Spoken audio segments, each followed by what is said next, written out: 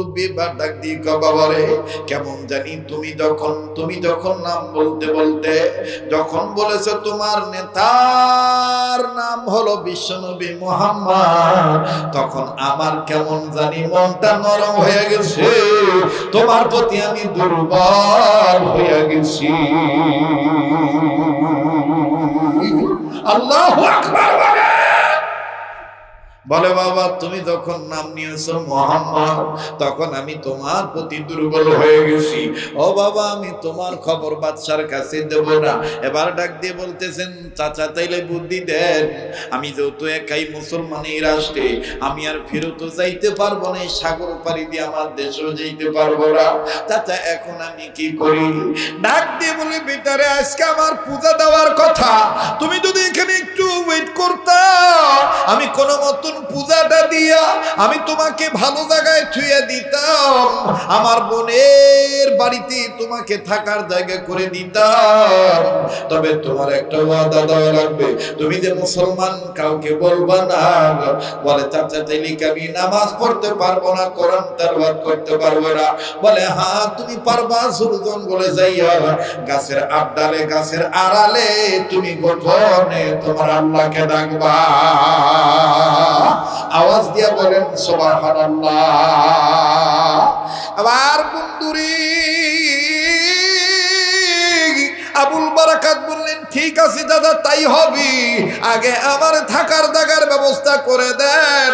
আল্লাহর উপর ভরসা করলে দেখেন আল্লাহ পাক তার মালিক হয়ে যায়। মুসলমান ভাইরা আমার বন্ধুগণ, এবার আবুল বারাকাতকে হিন্দু ব্রাহ্মণ নিয়ে চলে গেল তার বোনের বাড়িতে, দিদির বাড়িতে নিয়ে যাইয়া এমন বাড়িতে নিল মহিলা স্বামী নাই, বিধবা নারী, একটা মাত্র কন্যা সন্তান। আমার বন্ধুগণ ব্রাহ্মণটা যাইয়া ডাক দিয়ে বলতেছেন দিদিরি তোর কপাল কত ভালো, ভগবানের কি কৃপা গো, ভগবানের কাছে পুত্র সন্তান না চাহিতে তোকে পুত্র সন্তান দিয়ে দিল। কি পাম দিচ্ছে দেখছেন, কায়দা জানে তো, একটু সময় দিতে হবে ভাইয়া, কষ্ট হবে না তো? ওই যে পিছনে যে বাবারা ভাইরা বসে আছেন কষ্ট হচ্ছে, চলবে না বাদ দেব? কথা কেন চলবে না বাদ দেব? তাহলে আবার একটু তাকবীর দিয়ে প্রমাণ করেন তো আছেন না ঘুমাইছেন? নারে তাকবীর। তো ব্রাহ্মণ ডাক দিয়ে বলতেছে দিদি তোর কপাল কত ভালো, পুত্র সন্তান কামনা না করিতে ভগবান তোকে পুত্র সন্তান দিয়ে দিল। দিদির মেয়ে আবার বলতেছে ভগবানের কি কৃপা গো, কথা বোঝেন নাই? ভগবানের কি কৃপা গো, ভগবান আমাদের বাড়িতে পুত্র সন্তান দিয়ে দিল, মা দাদাকে পাঠিয়ে দিয়েছে। হ্যাঁ, কারণ ওই সময় বিধবার বাড়িতে যদি পুত্র সন্তান পাওয়া যায় তো তাকে দিয়ে কামলা খাটান যায়। হ্যাঁ, এখন মহিলা কাঁদতেছে আর বলতেছে দাদা তুই জানিস আমার স্বামী নাই, আমার বড় কোনো পুত্র সন্তান নাই, আমি মানুষের বাড়িতে কাজ করি খাই, একটা মাত্র মেয়ে আমার, এই বাপ হারা মেয়ে, এই মেয়েটার খাবার অন্য জোগাড় করতেই তো আমার হিমশিম খাইতে হয়, এই ছেলেটাকে আবার জায়গা দিই কোথার থেকে? এই কথা শোনা মাত্রই ছেলেটা মুসলমান তো, ইয়াসিন ওয়াল কোরআনিল, আলেমরা একটু সাহায্য করেন, ইয়াসিন ওয়াল কোরআনিল হাকিম, কোরআনের হিকমতি জ্ঞান, কোরআনের জ্ঞান এটা মুসলমানদেরকে দিয়েছেন কে? আল্লাহ। যারা বলেন কে?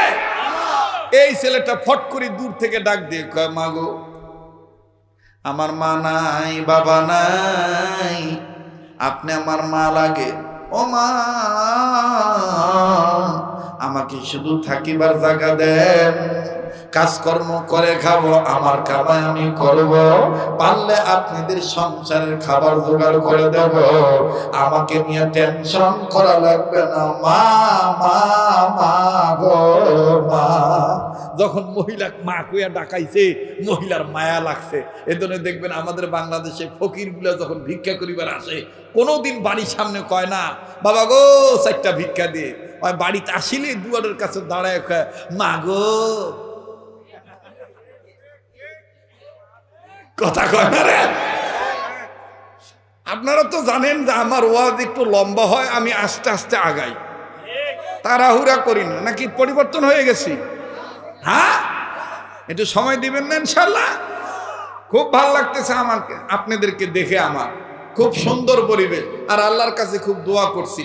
আমি গত 2 দিন আগেও হাসপাতালের বেডে ছিলাম, কথা বুঝতে পারছেন? অনেকে দেখেছেন, কিন্তু ওখান থেকে চলে আসছি, আজকে এখানে আসছি। অনলি মাত্র একদিন বাসায় একটু সময় দিতে পারছি। এই লাগাতার মনে করেন চলতেছে, তো গরমের সিজনও কোনো অপশন নাই। এটা আল্লাহর দান। বলেন কার দান? আল্লাহর দান। বাসায় খুব টেনশন করতেছে যে এই অবস্থায় আপনি কথা বলতে পারবেন। তা আমি বলছি যে আল্লাহর কোরআনের বরকতে আল্লাহ তৌফিক দিলে মাইক সামনে পাইলে সব ঠিক হয়ে যাবে। তো হয়েছে কি হয়েছে না? যেরকম হয়েছে কি হয়েছে না? ঠিক করার মালিক কে? ভালো করে দেওয়ার মালিক কে? ওই আল্লাহর পক্ষে আবার বলেন তো আল্লাহু আকবার। আবার কোন আল্লাহু আকবার। এইবার যখন ছেলেটা মা কইয়া ডাক দিছে, আমার বন্ধুগণ মহিলার দিল নরম হয়েছে। যে ফকিরগুলা বেশি মা মা কইয়া ডাক দেয়, ওই মহিলারা দেখবেন চাউল বেশি দেয়। আর যে মহিলার সামনে বাবা কইয়া ভিক্ষা চায়, ওই মহিলা প্রথম ডাক দিয়ে কয় ওদিকে যাও, এদিকে ভিক্ষা নাই।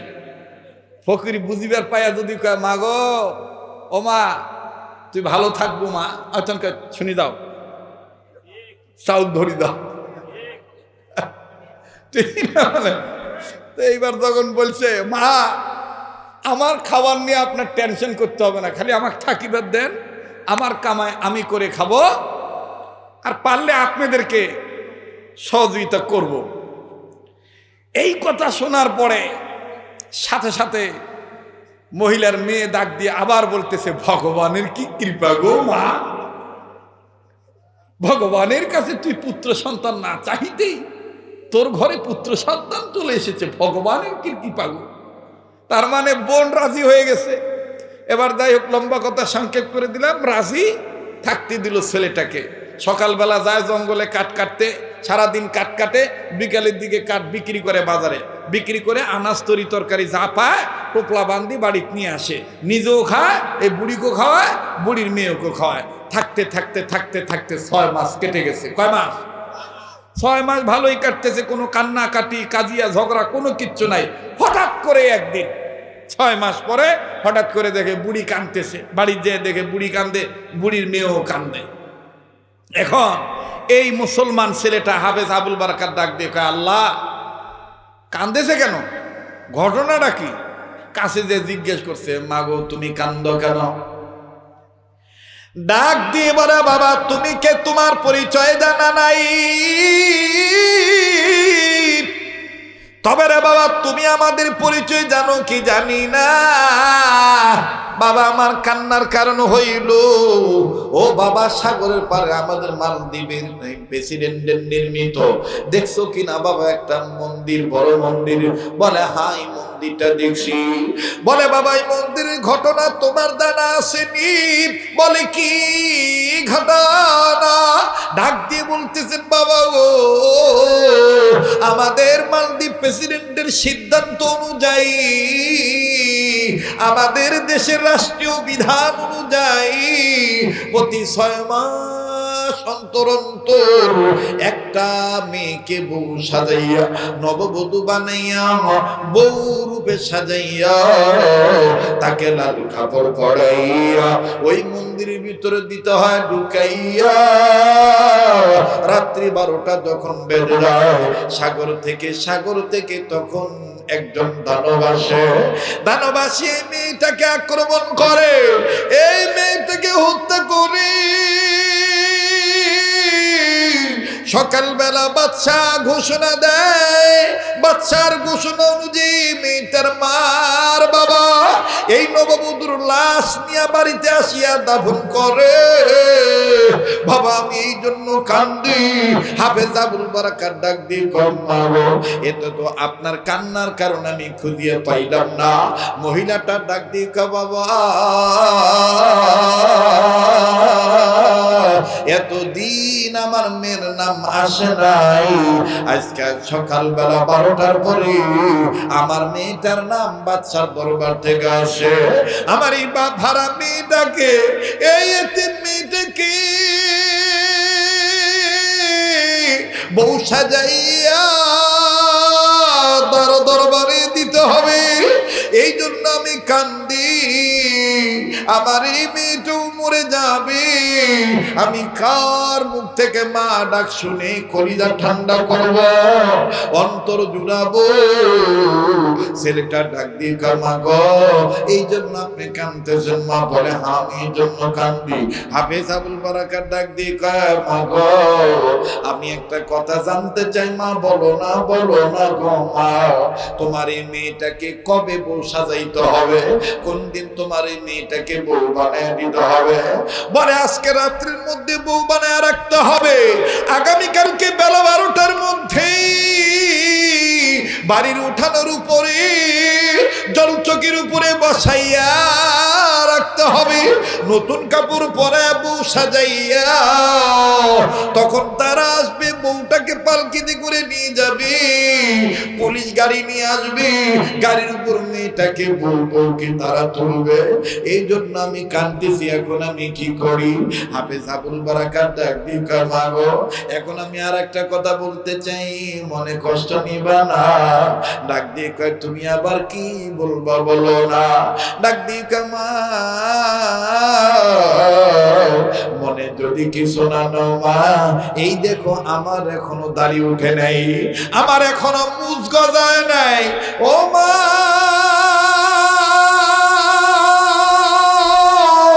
আমি বলি কি, তুমি তোমার মেয়েটাকে আলাদা করে লুকায় রাখো, আর আমাকে লাল কাপড় পরে বউ সাজাইয়া দাও। আমি মন্দিরে যাব, বেটা দানবের সাথে লড়াই করব। মহিলা ডাক দিয়ে কই তুমি কি, তোমার পরিচয় কি? হাফেজ আবুল বারাকাত ডাক দিয়ে কয় মা গো, এতদিন বলি নাই, এখন বলি গো মা, আমার একজন মালিক আছে, আমার ওই মালিকের নাম হলো আল্লাহ, আমার ধর্মের নাম ইসলাম, আমার জাতের নাম মুসলিম। ওগো মা, আমার নেতার নাম মুহাম্মদ, আমার সংবিধানের নাম আল কোরআন। মা গো, আমার দেহের মধ্যে যে সম্পদ আছে সেই সম্পদের নাম ঈমান। ওই মা, আমি একজন মুসলমান। এবার এই মহিলাটার কান্দে আরো কান্দা বাড়ায় দিয়েছি, কান্না বাড়ায় দিয়ে ছেলেটার মুখটা চাপি ধরছে, চাপি ধরে ডাক দিয়ে কয় রে বেটা, আগে তো ছিলাম এক টেনশনে, এখন টেনশন দিলে আরো বাড়াইয়া। আগে তো ছিলাম এক টেনশনে, এখন টেনশন দিলে আরো বাড়াইয়া। বাদশা যদি জানে মুই মুসলমানের সাবাক জাগা দিছি, তাহলে আরো কি করা লাগবে? আরো মারি ফেলাইবে।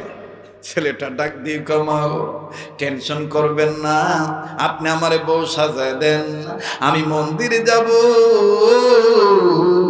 আল্লাহর কোরআন দিয়া, আর আল্লাহর পক্ষ থেকে যে আল্লাহ আমাকে ঈমান দান করছে, এই ঈমান নামক সম্পদ নিয়ে বেটা দানবের সাথে আমি লড়াই করব।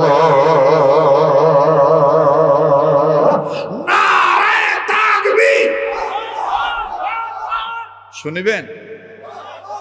চলবে? চলবে, চলবে কতক্ষণ? সারা রাত। এইবার বউ সাজছে, বউ সাজা যখন মহিলা কয় না না তা করা যাবে না, ধরা খাইলে জামিন নাই, মেয়েটা আসে কাঁদতেছে আর ডাক দিয়ে বলতেছে মা এরকম করো কেন? ভাইয়া যৌথ বলছে ভাই বউ সাজাও না, মানে ওর ভিতর চিন্তা হইল আমি তো বাঁচিয়ে গেলাম, পড়লে পড়ার মানুষ, পরের ছেলে মরুক আমার কি, মুই তো বাঁচি যাব নাকি কন?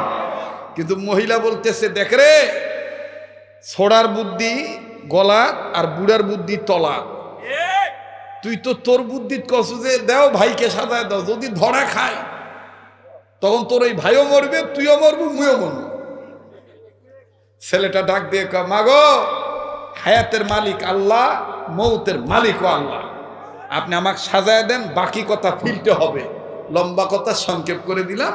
এবার বউ সাজায় দিছে, বউ যখন সাজায় দিছে মেয়েটাকে আলাদা করে লুকায় রাখছে, সুন্দর করে জলচকের উপর সাজায় রাখছে, নতুন বউ একবারে ঘোমটা লম্বা করে দিয়ে বসে আছে।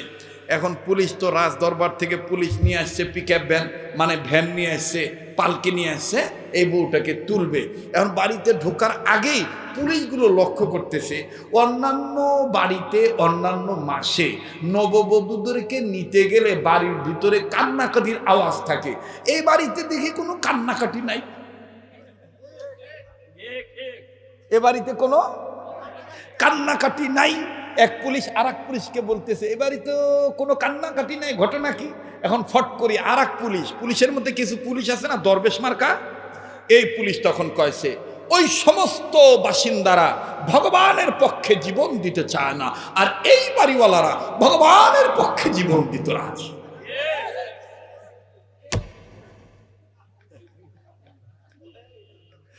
কাছে যে এই সমস্ত এই বাড়িওয়ালার বাসিন্দারা ভগবানের পক্ষে জীবন দিতে কি রাজি, এই জন্য চিল্লাচিল্লি করতেছে না।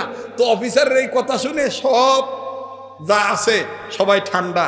এখন অফিসার আরো চিন্তা করে দেখলো, বাপরে বাপ, যে নববধূ তার আসার আচরণ কি গো, ঘোমটাটা কি লম্বা করে দিছে, একটুও কান্নাকাটি নাই। অন্যান্য মেয়েদেরকে ঘরের থেকে টানি বাইর করা লাগে, আর এই মেয়েটা দেখি নিজে নিজেই বৌসাদি বসে আছে। এবার অফিসার কি বলবে দেখেন, পরে বলতেছি। কিন্তু ওই দিক দিয়ে ছেলেটা ঘোমটা লম্বা করে দিয়ে ডাইন হাতের এই বৃদ্ধাঙ্গুলির মাথা আর কনিষ্ঠাঙ্গুলির গোড়ায় হাত চাপি চাপি ছেলেটা আল্লাহর নামের ইসমে আজম ব্যবহার করতেছে আর বলতেছে, ইয়া হাইয়ু ইয়া কাইয়্যুম বিরহমাতিকা আস্তাগীথ, ইয়া হাইয়ু ইয়া কাইয়্যুম বিরহমাতিকা আস্তাগীথ, ইয়া হাইয়ু ইয়া কাইয়্যুম বিরহমাতিকা আস্তাগীথ। এইভাবে বলে বলে আবার বলতেছে, রব্বানা তাকাব্বাল মিন্না ইন্নাকা আনতাস। এই মালদ্বীপের বুকে তুমি কোরআনের রাজ কায়েম করে দাও। আল্লাহ গো, তুমি মালদ্বীপে কোরআন প্রচার করে দাও। আল্লাহ, বাচ্চার মনটা তুমি ঘুরাইয়া দাও। এবার এই মালদ্বীপ প্রেসিডেন্টের বাড়ির সামনে যখন মেয়েটাকে নামানো হলো, নববধূর বেশে যখন হাফেজ আবুল বারাকাত নামিয়ে বিসমিল্লাহ বলে সুবহানাল্লাহি ওয়া বিহামদিহি বলে যখন নামে, আমার বন্ধুগণ নামার সময় হাফেজ আবুল বারাকাত হাঁটিয়ে দি পা করে আগায় আর আল্লাহকে ডাক দিয়ে কয়, আল্লাহ আল্লাহ গো, ওগো আমার আল্লাহ, বাচ্চার মনটা ঘুরে দাও, বাচ্চা যেন আমাকে ঠিক না করে তার মনটা ঘুরে দাও। দেখেন আল্লাহ তাআলার কি কৃপা, আমার আল্লাহর কি দয়া, আমার আল্লাহর কি মায়া, আমার আল্লাহর কুদরতি পাওয়ার দেখেন। হাফেজ আবুল বারাকাত ইউসুফ বুরবুরি মেয়ের রূপ নিয়ে নববধূ সাজিয়া যখন মালদ্বীপের প্রেসিডেন্টের দিকে আগায় আসে, দুই সাইড থেকে আমার বন্ধুগণ স্বাগতম জানাইয়া দুই সাইড থেকে ফুলের পাপড়ি দিয়ে তাকে গ্রহণ করে। বাচ্চার এক সাইডে ছোট বউ আর এক সাইডে বড় বউ বাহবা দিতেছে, সবাই বাহবা দিতেছি। কিন্তু হঠাৎ করে ছোট্ট গিন্নিটা ডাক দিয়ে বলতেছেন, বাচ্চা আলমপনা, আমি আপনি একটা কথা বলবো, আপনি রাগ করবেন না।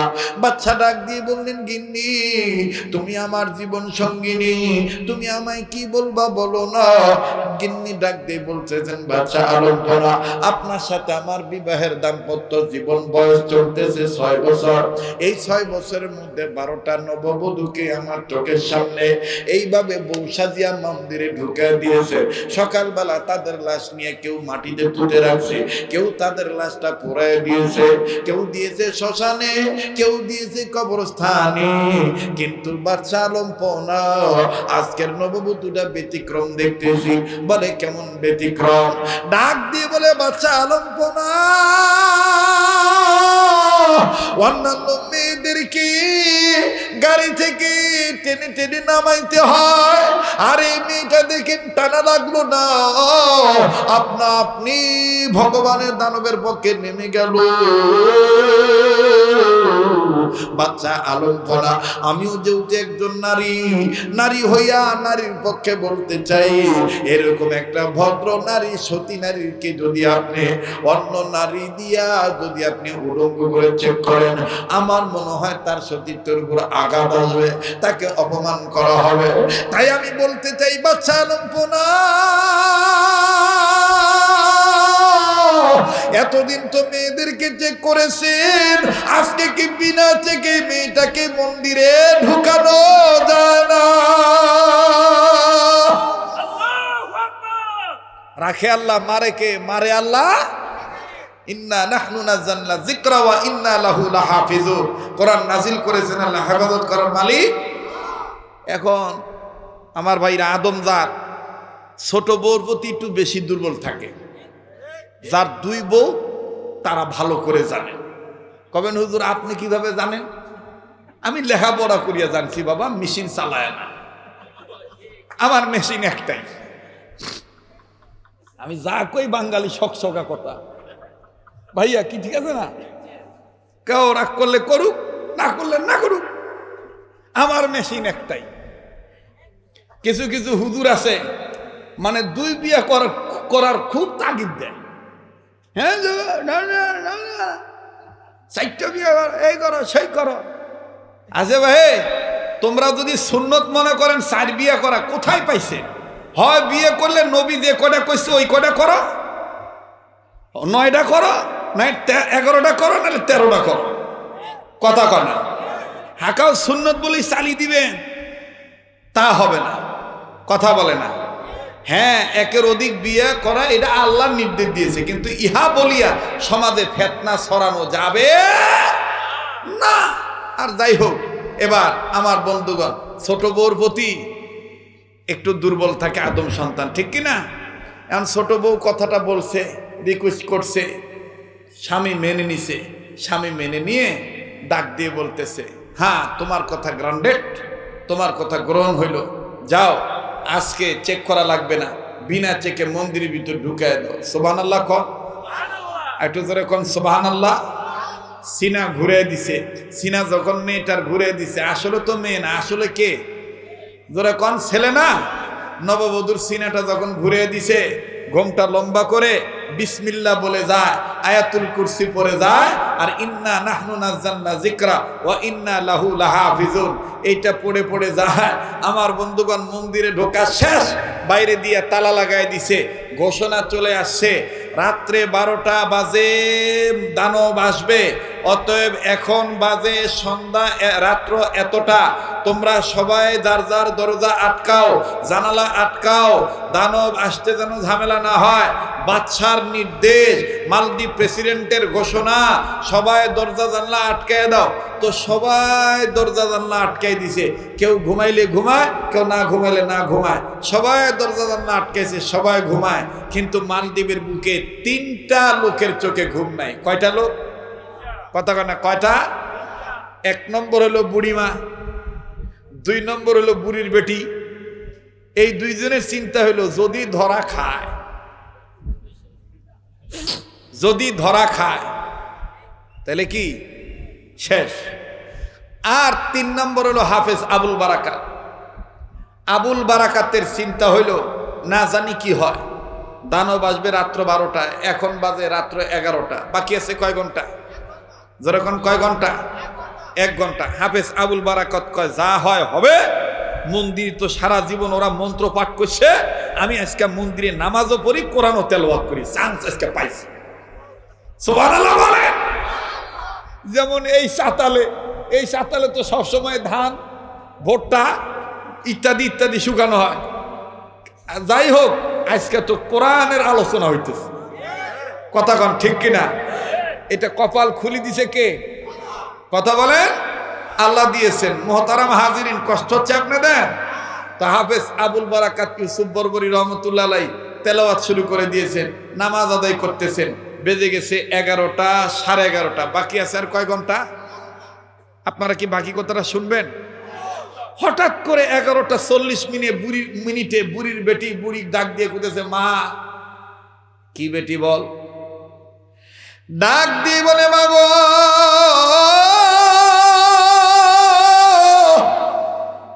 হয় মরবো না হয় বাঁচবো রে মা, আমার ভিতরে একটা চিন্তা চলে আসছে। ওই মা, তুই গোসল করিয়া তোর পরে আমিও গোসল করব, আমার ভাইরা বুড়ি হঠাৎ করে মেয়ে যখন বলল গোসল করার জন্য, মেয়ে বলছে এই জন্য অত রাত্রে গোসল করছে। গোসল করে বুড়ি চুল ঝাড়ে আর ডাক দিয়ে কয়, বেটিরি এত রাত্রে আমারে গোসল করতে বললি কেন? বাবাজি বেটি ডাক দিয়ে কয়, মা আমি গোসল করে আসি তারপরে বলি। এবার বুড়ির বেটিও গোসল করছে, তার মানে মা কেউ পাকসাপ বানাইছে, নিজেও পাকসাপ হইছে। মেয়েটা এবার চোখের পানি ছেড়ে কান্দার ডাক দিয়ে কয়, মা গো আগে থেকে দুইজনে রেডি হয়ে গেলাম, আগামী কালকে সকালবেলা যদি দেখি আমাদের আবুল বারাকাত ভাই মরে নাই, তাদের আল্লাহ তাদের কোরআনের বরকতে আবুল বারাকাত ভাইকে আল্লাহ বাঁচায় রাখছে, ওই মা সারা মালদ্বীপের জমিনে সব নন নারীর আগে আমি আর তুই সবার আগে কালেমা পড়ে মুসলমান হয়ে যাব। লিল্লাহে তাকবীর। এবার বুড়ি ডাক দিয়ে বললেন, রে বেটি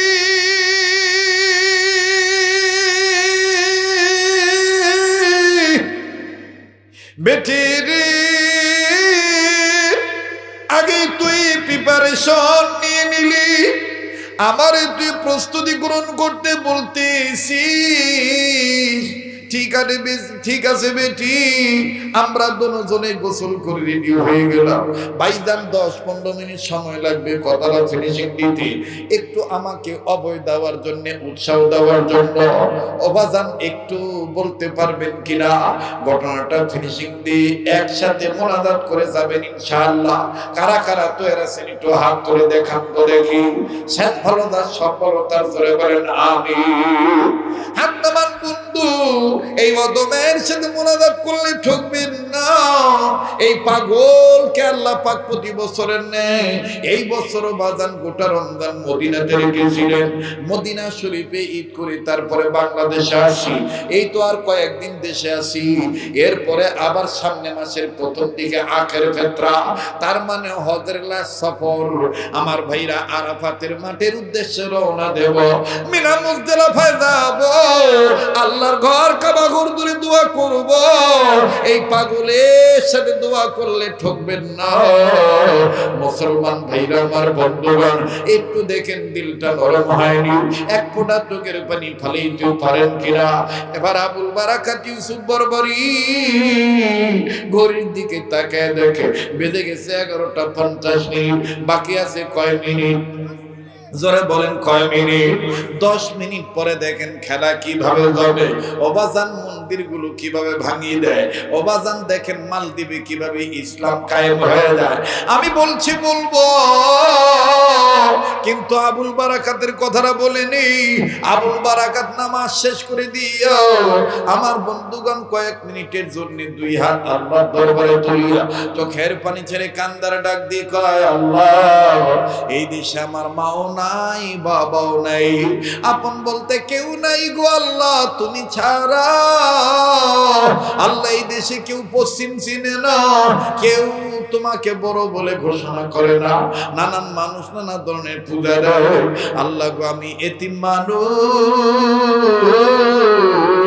তোমার দরবারে বলি গো আল্লাহ, আল্লাহ মালদ্বীপের বুকে তুমি ইসলামের আলো জ্বালিয়ে দাও। ভাইজানি সমস্ত মাদ্রাসা আপনারা দেখেছেন 13 মাইল করে বগুড়া পাড়া এই মুরানি হাফিজিয়া লিল্লাহ বোর্ডিং এতিমখানা মাদ্রাসা সংযোজন আছে। এতিমখানা বাবাজি, এতিমখানা মানে হইল বাপ হারা মা হারা, হয়তো বা সন্তানরা আছে। আমার বন্ধুগণ আজকে আপনার বাপ আছে, আমার আপনার মা আছে, আমার বন্ধুগণ তাই বুঝি না তাদের কদর। যেই ভাইটার যেই বোনটার মা বাপ নাই, আপনি তাদের কাছে শুনিয়া দেখবেন তাদের অন্তরে মা বাপ হারা কি বেদনা। বাবাজি দাঁত থাকতে দাঁতের মর্ম বোঝা যায় না, দাঁত পড়িয়া গেলে বোঝা যায় দাঁতের কি মর্ম ছিল। আমি মাত্র 2 3 মিনিট 5 মিনিটে একটা উদাহরণ দিয়ে বলতে চাই, বাপ যে কত বড় নিয়ামত। ওগো ভাইটি, কে গো বাপ হারাইছি, কেউ যদি চলে যায় চলে যেতে দিবি, খবরদার কারো যাওয়া দেখে কেউ যাবি না। ও বাজান আমার দিল বলে আজকের মাহফিলে দোয়া আল্লাহ ফিরিয়ে দিবে না, আজকের মাহফিলে দোয়া আল্লাহ কবুল করবে। একটু ধৈর্য ধরো বাবা, মনে রাখিও শেষ ভালো তার, সব ভালো তার। সবার ভাগ্যে কিন্তু আখিরে মোনাজাত জুটবে না, সবার ভাগ্যে দোয়া জুটবে না।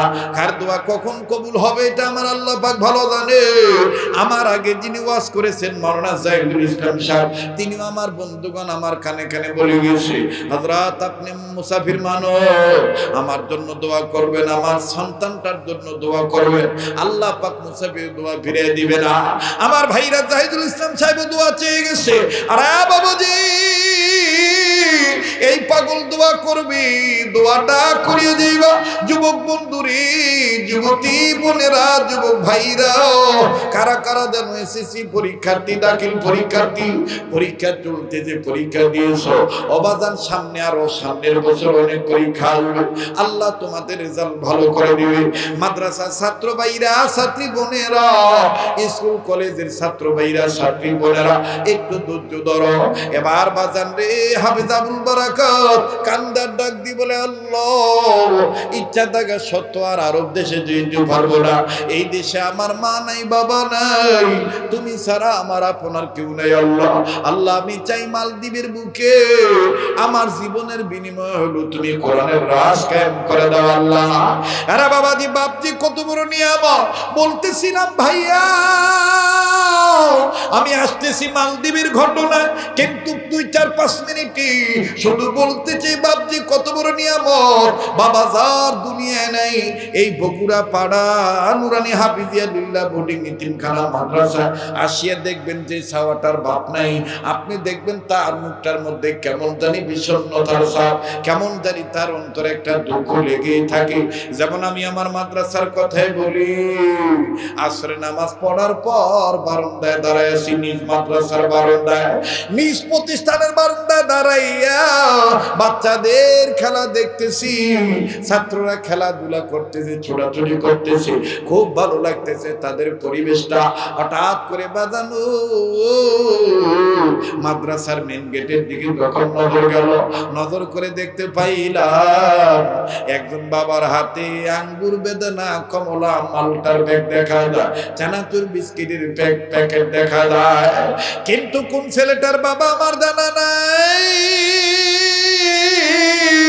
ছাত্রদের দিকেও নজর দিলাম, নজরে ধরা পড়লো 5-7 জন ছাত্রের মধ্যে হইতে একজন ছাত্র খেলা বন্ধ করে দিল, খেলা বন্ধ করে দিয়ে নিজের মাথার টুপিটা সোজা করতেছে, গায়ের পাঞ্জাবিটা আমার বন্ধুগণ সোজা করতেছে, গায়ে পাঞ্জাবি নাই, গায়ের ধুলাবালি সে যাইতেছে, যে গেঞ্জিটা পরে আছে গেঞ্জি খানা আমার বন্ধুগণ ঘামের পানিতে ভিজে গেছে, বিভিন্ন জায়গায় ধুলাবালি লাগানো, ঘামের পানি মুছে ধুলাবালি ঝাড়ি। আর ছাত্ররা যখন জিজ্ঞাসা করে কি বে তুই আর আজকে খেলবি না, এই ছেলেটা কান্না কান্না ভাব নিয়ে কয় আজকে আমি আর খেলবো না, ওই যে আমার আব্বু আছে, আমি আমার আব্বুর কাছে যাই। বড় ভালো লাগলো তার বাবার কাছে যাওয়ার কথা শুনে। ভাইয়া, বাবার কাছে যাওয়ার কথা শুনে বড় ভালো লাগলো। বাবার পানে যখন ছেলেটা ছুটে চললো, ওই সময় আমি একটা জিনিস লক্ষ্য করে দেখলাম, তুই আমি বাবা যদি কখনো নোংরা গায়ে আসি, কাপড়ে ময়লা লেগে থাকে, তুই আমি অনেক সময় বাবা ডাকলেও বাবার কাছে যাই না, বলি আব্বা তুই নোংরা, তুই গোসল করে আয়, তোর গায়ে কাপড়ে ময়লা দেখা যায়। কিন্তু বাজান ওই দিন নজর করে দেখলাম, আল্লাহর কসম করে বলি, বাপ তো বাপ, বাবা ছেলেটার দৌড় মারা দেখি নোংরা গেঞ্জির দিকে তাকাইলেন না। আমার বন্ধুগণ হাতের ব্যাগগুলো নিচে থুইয়া 2 হাত বাড়ায় দিয়া ডাক দিয়ে কয় আয় বেটা আমার বুকে আয়। ছেলেটা বাবার বুকে চলে গেল, কাছে দেয়া বাপকে সালাম দিল, বাবা সালামের জবাব দিলেন। এবার বাবা সন্তানটাকে চুমু খায়, ছেলেটাও বাবার কপালে চুমা দেয়, আর জড়ায় দূরে কান্না কান্না বাপ নিয়ে বলে আব্বু বাড়িতে আম্মু কেমন আছে, বাড়িতে আমার আপু আমার ভাইয়া কেমন আছে। আব্বু আব্বু ডাকটা বড় চমৎকার লাগতেছিল, কিন্তু বাজানো বাপ বেটার আদর দৃশ্য ভালোই লাগতেছিল। কিন্তু হঠাৎ করে আর একটা করুণ চিত্র আমার চোখের সামনে ধরা পড়ল। সেই বারান্দায় দাঁড়াইয়া বাপ বেটার আদর দৃশ্য দেখতেছিলাম। ওই একই বারান্দায় আমার থেকে কয়েক গজ দূরে 11-12 বছরের 11-12 বছরের ছেলে হবে, এই ছাত্রটা মাদ্রাসার বারান্দার গ্রিলের সাথে মাথা ঠেকাইয়া ডুকরে ডুকরে কান্দে। আমার জানা ছিল না যে এই ছাত্রটার বাবা নাই, এই ছাত্রটার বাবা নাই, এই ছাত্রটা এতিম সন্তান। এই ছেলেটা ওই বাবার আদর করা দীঘা, ছেলেটার আব্বু ডাব্বু ডাক শুনিয়া এই ছাত্রটা নিজে নিজেই কান্দে আর ডাক দিয়ে বলে, আল্লাহ আমার আব্বু ছিল, আজকে আমার আব্বু নাই, এই জন্য আমাকেও কেউ এইভাবে আদর করে না। কাছে যা ডাক দিয়ে বললাম, বেটারে তুমি কান্দো কেন, তোমার কি বাবা নাই? ছেলেটা কান্দার ঢাক দিয়ে বলে, হুজুর আমার আব্বু ছিল, 2 মাস আগে আমার আব্বুর অ্যাক্সিডেন্টে মারা গেছে, তাইলে তুমি আজকে কান্দো কেন? এই ছেলেটা কান্দার ডাক দিয়ে বলে, হুজুর আজকে আমার কান্নার কারণ হলো এই ভাইয়ার আব্বার আদর দেখা আমার আব্বার কথা মনে হয়ে গেছে। আমার আব্বাও তো এরকম আমার জন্য নানান পদের জিনিস নিয়ে আসতো, আমাকে এইভাবে আদর করতো, বুকে নিয়ে জড়ায় ধরে চুমু খাইতো। হুজুর এই ভাইয়ার আব্বার আদর দেখে আমার আব্বার কথা মনে হয়ে গেছে। দিনাজপুর কাহারুলের ভাইরা, 13 মাইল গড়ে বাজার এলাকার বাবারা ভাইরা, ইত্যাদি এলাকার বাবারা ভাইরা, কাজী বাজান জানি না কার মা নেই কার বাবা নেই। আমার বন্ধুরে কার মা বাপ জানি অসুস্থ বিছানায় পড়িয়া রয়েছে। আপনি দিনে খুশি হবেন, এই বগুড়া পাড়া এলাকা এই নুরানি হাফিজিয়া লিল্লা বোর্ডিং এতিমখানা মাদ্রাসায় অনেক বাপ ভাড়া মাহারা সন্তানরা কোরআন পড়ে। আমার ভাইরা, আল্লাহ রাসূল বলেছেন এই এতিমদের মাথায় কেউ হাত দিলে এত সওয়াব হয়, এতিমদের মাথায় যে পরিমাণ চুল আছে ওই পরিমাণ নেক আল্লাহ তাআলা হাত তুলানে ওয়ালার আমলনামায় দান করে দিবে। আওয়াজ দিয়ে বলেন না সুবহানাল্লাহ। ও ভাইয়া, কোরআনের পক্ষে থাকলে কোরআন হেফাজত করে, কোরআন নাজিল করেছেন আল্লাহ, হেফাজত করার মালিক আল্লাহ। দেখেন আবুল বারাকাতের কি হলো, ওই মন্দিরে দাঁড়ায় আবুল বারাকাত কেমনে আযান দেয়, মন্দিরগুলো কেমনে ভেঙে যায় আমি আপনাদেরকে বলবো।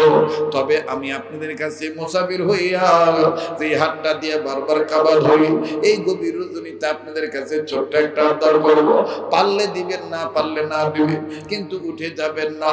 সবাই দিতে পারবেন না, সবাইকে আল্লাহ কবুল করবে না, যাকে আল্লাহ কবুল করবে সে না দিয়ে পারবেন না। আমি আপনাদের কাছে জানতে চাই, বলেন তো দেখি পবিত্র কোরআনুল কারীমের পারার সংখ্যা কত?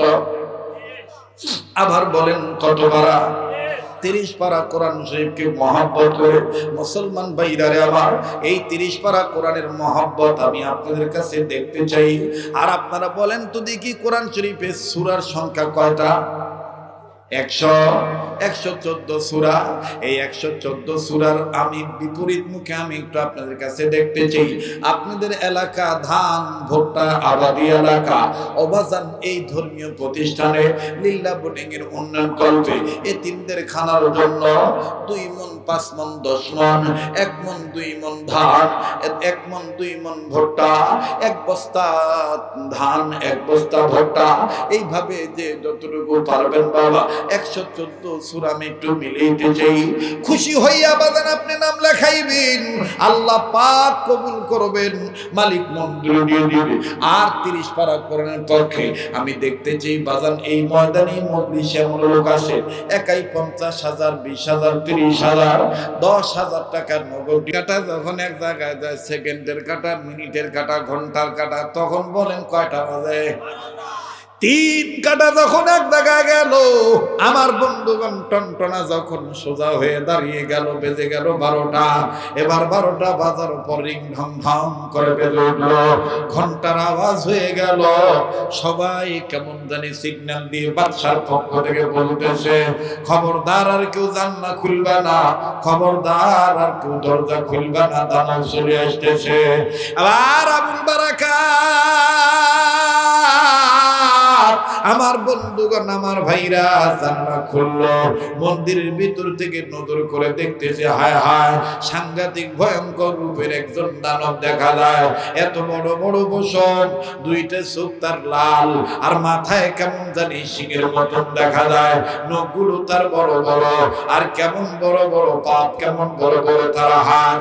এমন ভাবে আসতেছে দানব। বেঈমান দানবকে দেখি ইমানদার মানব আবুল বারাকাত আমার বন্ধুগণ জানার পাল্লা আটকায় দিল। পাল্লা আটকায় দিয়া মুসলমান ভাইরা আমার বন্ধুগণ আয়াতুল কুরসি পাঠ করলেন। আয়াতুল কুরসি পরে চতুর্দিকে ফু দিয়ে দিলেন। বন্ধু, ফু দেওয়ার পর এইবার আবুল বারাকাত ইউসুফ বরবরী রহমাতুল্লাহি আলাইহি চুপচাপ করে ঘন্টা লম্বা করে বসে আছেন আমাদের চুলেতে।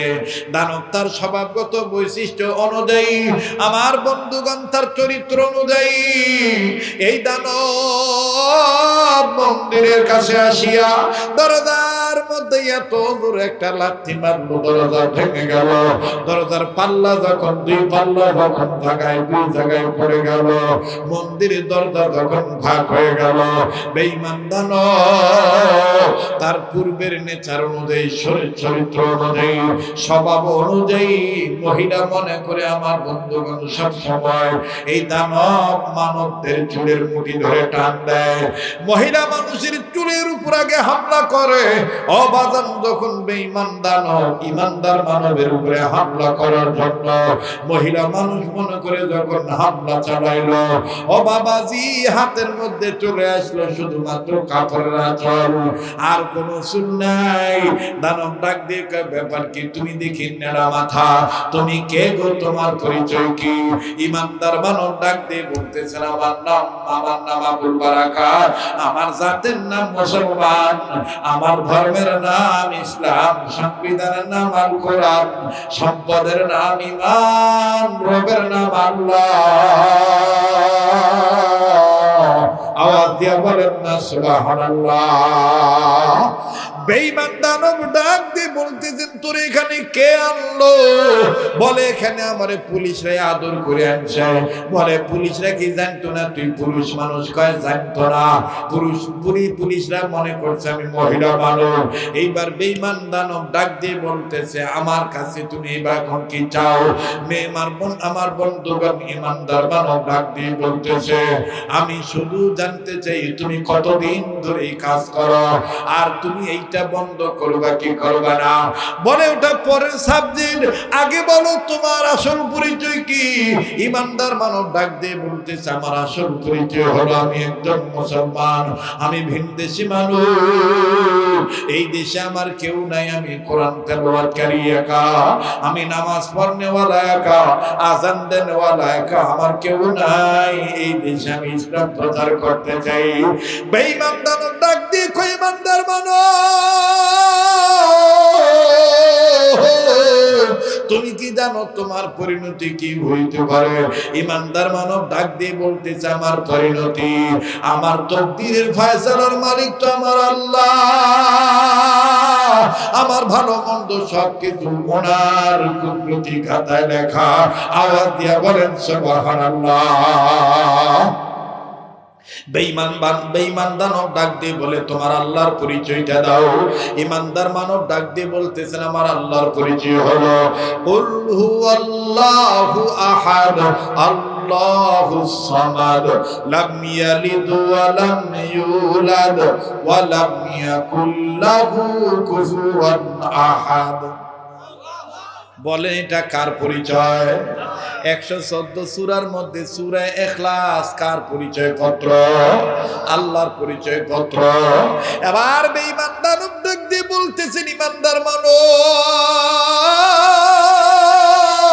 যাও আমি তোমায় বলে দিই দিলাম আমি আর তোমার উপর হামলা করব না, কিন্তু তোমাকে নিয়ে আমি টেনশনে আছি। সকাল হইলেই তো তোমার কপালে মুসিবত নামিয়ে আসবে, তোমার জন্য তো মেঘাচ্ছন্ন পড়িবে।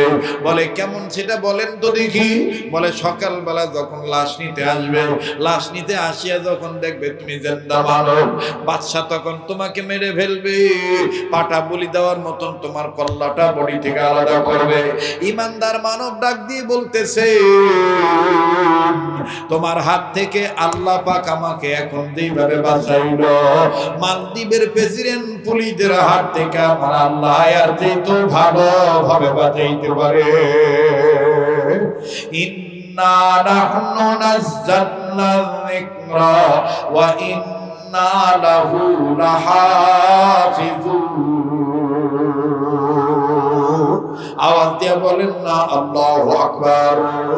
এবার বেঈমান দানব ডাক দিয়ে বলতেছেন, যাও যাও যাও, আমি ওয়াদা দিলাম তুমি যদি মালদ্বীপে থাকো আর না থাকো, আমি আর জিন্দেগিতে কোনোদিন আর এই কাজ করব না, আর কোন মেয়ের চরিত্র আমি নষ্ট করব না, কোন মেয়ের সন্তানকে আর আমি আঘাত করব না, আমি এখান থেকে চলে যাচ্ছি। তবে তোমাকে নিয়ে টেনশন, না জানি সকালবেলা তোমার কি হয়ে যায়।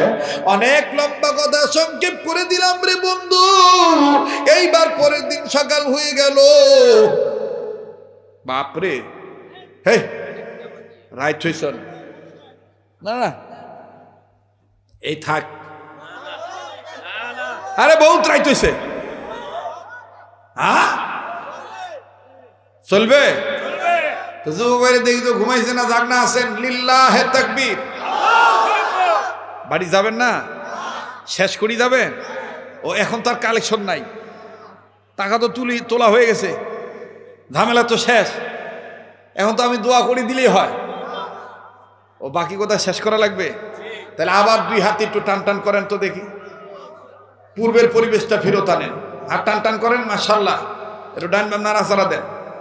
এটার অর্থ হলো যারা চলে গেছিস টাকা চাওয়ার কারণে, তোরা চলি যা আমরা যাই না, তোরা চলি যা আমরা যাই না, ঠিক কিনা কর। নারায়ে তাকবীর।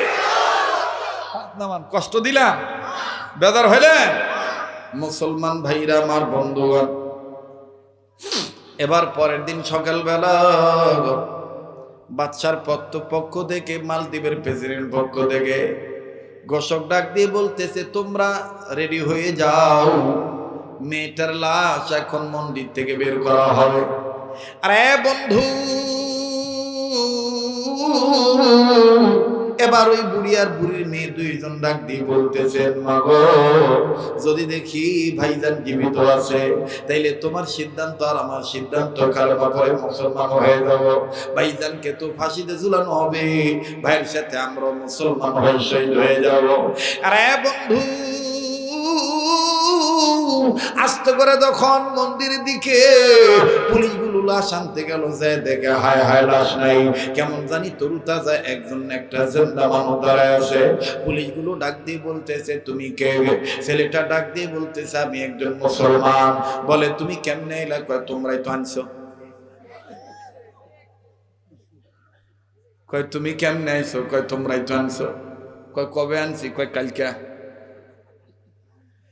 কালকে আনছি মানে কালকে আমি বসে ছাড়ছিলাম, আমাকে চেক করো নাই, বিনা চেকে মন্দির ভিতর ঢুকে দিছো। আমার ধর্মের নাম ইসলাম, আমার সংবিধানের নাম আল কোরআন। এই কোরআনের বরকতে আমার আল্লাহ আমাকে হেফাজত করছে। মুসলমান ভাইরা আমার, বন্ধুগণ, এবার এক পুলিশে মালদ্বীপের প্রেসিডেন্টকে বলছে। মালদ্বীপের প্রেসিডেন্ট শুনিয়া তেলে বাগুনে জ্বলে উঠছে। মালদ্বীপের প্রেসিডেন্ট ডাক দিয়ে কয়, ধর ধর ধর ধর ধর। আর এই ছেলেটা কোথায় ছিল, কার বাড়িতে ছিল, এই বাড়িওয়ালাদেরকে ধর, বিচার কর। এই তিনটার এখন ফাঁসি ঝুলাবো, ফাঁসিতে ঝুলাবো, ওদেরকে কল্লা কেটে ফেলে আলাদা করে ফেলবো। আমার ভাইরা আমার, বন্ধুগণ, যখন এই ছেলেটাকে বের করা হলো, আসামি বানাইয়া গলায় এবং হাতে পায়ে বেড়ি লাগাইয়া যখন টানতেছি, বুড়ির মেয়েটা বুড়িকে ডাক দিয়ে মাগো, ওই মা মরে তো যাবই, আয় না আবুল বারাকাত ভাইয়ের আল্লাহর পক্ষে পড়ে যাই। আমার ভাইরা, মেয়েটার মা সবাইকে সাক্ষী রেখে আবুল বারাকাতকে ডাক দিয়ে বলে, ভাইয়া আসলে তোর কোরআন সত্য রে ভাইয়া, কোরআনের কারণে আল্লাহ তোকে হেফাজত করছে, আমরাও হেফাজত হব রে ভাই। আমরা আর মাটির মূর্তির পূজা করব না, আর আমরা লাত মারা তুদের পূজা করব না, আর এরকম মন্দিরে যাব না। আমরা মা বেটি দুজনেই কালেমা পড়ে মুসলমান হয়ে গেলাম। এবার ভাইরা আমার বাচ্চা ডাক দিয়ে বলে, এই তিনটারে ধর, তিনটারে বিচারের কাজ করে দাঁড় করা। এই তিনটার ব্যাপারে এখন চূড়ান্ত পর্যায়ে চলে আসবে। বাদান তিনজনকে যখন ফাঁসি দিয়ে দিবে, হঠাৎ করে বাচ্চার ছোট বউটা ডাক দিয়ে কয়, ওগো বাচ্চা আলম্পনা, এই তিনজনকে একা আপনি ফাঁসি দিবেন না, আমাকেও দিতে হবে। বাচ্চার ছোট গিন্নি বলার পর বাচ্চা ডাক দিয়ে কয়, কেন? ডাক দিয়ে বলে, বাচ্চা আপনি জানেন না, গত রাত্রি আমি ঘুমের ঘরে স্বপ্ন দেখেছি আর রাসূল আরবী নবী মুহাম্মদ আমার ঘরে হাজির হয়ে গেছে। আমার নবী আমার ঘরে হাজির হয়ে ডাক দিয়ে বলছে, ওগো বাচ্চার গিন্নি,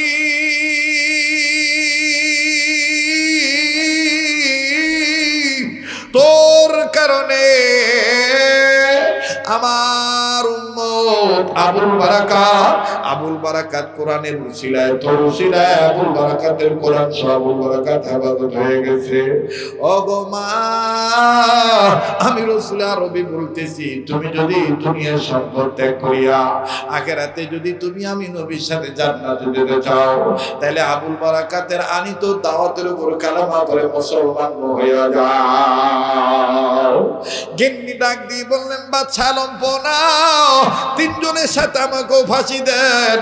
বাচ্চা ডাক দিয়ে বলে, আমার আদরের স্ত্রী, আমার প্রেমিকা, আমার লাইলি এইভাবে যদি আমাকে সালিয়া ইসলাম ধর্ম মানতে চায়, তাহলে এখানে আমার বুধার আছে। ডাক দাও ঋষিদেরকে, ডাক দাও জ্যোতিষীদেরকে, ডাক দাও ব্রাহ্মণদেরকে, আমি তাদের গণনা দেখব, আমি তাদের কাছ থেকে জানবো আসলে কোরআনটা কি। এবার ব্রাহ্মণগুলো হাজির হয়ে ডাক দিয়ে বলতেছেন, বাচ্চা আলোচনা, এই ছেলেটা জীবনের প্রথম এই এলাকায় আসছে, নদীতে ভাসিয়া, সাগরে ভাসিয়া। ওই দিন সকালবেলা আমার সাথে দেখা হয়েছিল, আমার বোনের বাড়িতে তারে থাকতে দিছিলাম। বাচ্চা আলম্পনা, এই ছেলেটা যেদিন মুহাম্মদ নাম নিছে মুখ দ্বারা, ওই দিন আমারই মায়া লেগে গেছে। আমি আপনাকে বলি নাই দুনিয়া টাকার লোভ ছেড়ে দিয়েছি।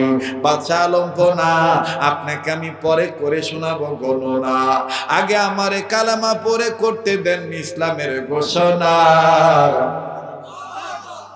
আমার ভাই ওই ব্রাহ্মণ আগে কালেমা পড়ে মুসলমান হয়ে গেল। এবার ব্রাহ্মণ ডাক দিয়ে বলে, বাচ্চা আলম্পনা, ভবিষ্যৎবাণী লেখা আছে, এই চাঁদ আস্তে আস্তে আগামী 1 বছরের মধ্যে এই মালদ্বীপে আর মন্দির থাকবে না, মসজিদ বেশি বেশি হয়ে যাবে। এবার বাচ্চা আলম্পনা ডাক দিয়ে কয়, বাচ্চা কে হবে? কয়, বাচ্চা আপনি থাকবেন, তবে আপনি বাচ্চা এই ব্রাহ্মণদের আনিত ধর্ম বিধর্মী বাচ্চা থাকবেন না, আপনি কালেমা পড়ে মুসলমান হয়ে যাবেন। বাচ্চা আলম্পনা ডাক দিয়ে কয়, ও হে বৎস, তুমি তোমার আল্লাহর পরিচয় বলো।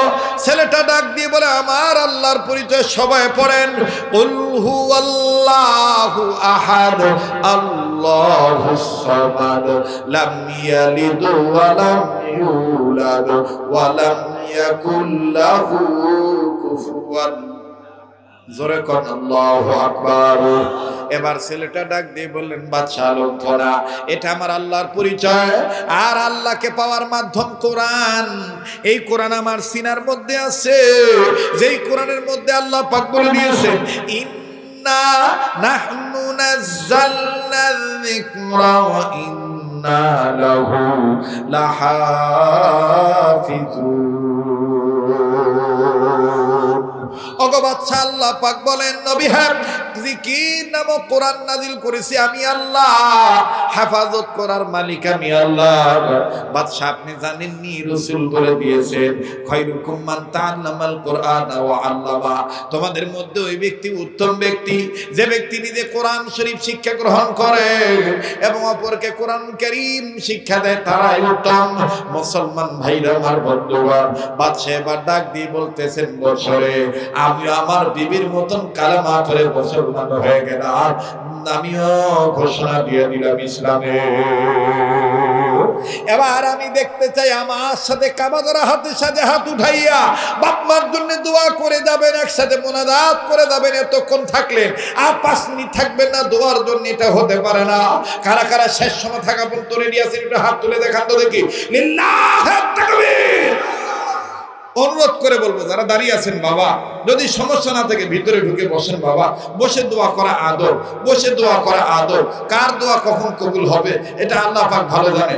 একটু মহব্বতে কালেমা পড়েন লা ইলাহা ইল্লাল্লাহ, জোরে লা ইলাহা, জোরে লা ইলাহা ইল্লাল্লাহ। মাইকলা ভাই, মাইকের সাউন্ড আর একটু পাতলা করে দাও তো, বাকি কথা আমার ফিনিশিং দিতে হবে। আবার একটু তাকবীর দিয়ে দেন, লিল্লাহি তাকবীর, নারায়ে তাকবীর। আজকের মাহফিল চলছে চলবে, আজকের মাহফিল আর কতক্ষণ চলবে? আরে আসতেছে তো, আজান তো সিরিয়ালই আছে।